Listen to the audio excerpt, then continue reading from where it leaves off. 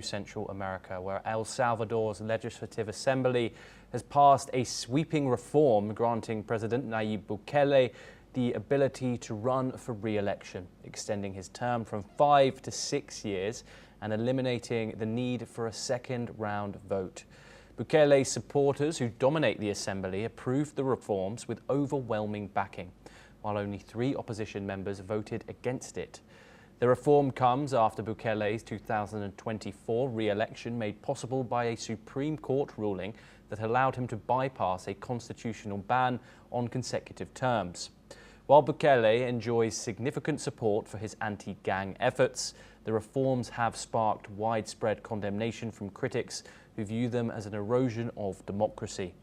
Opposition lawmakers have called the changes an abuse of power, accusing the president of tightening his grip on power and silencing dissent.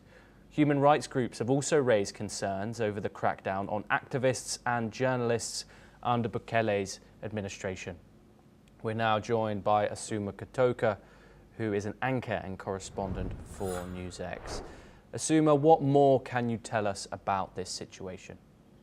Yes, as Thomas, you have also mentioned that the president of El Salvador, President Nayib Bukele, who enjoys a significant majority in the current constitution, he passed, or this constitution just passed the vote 57-3 to let him stay in power longer, as in he's allowed to be re-elected without any limit. So before this constitutional had passed, the law was that he was only allowed to run for president twice. It was just the same as United States as well. You are allowed to run for president twice in consecutive. But this law passing, meaning that he is allowed to be re-elected or run for presidency as many times as possible.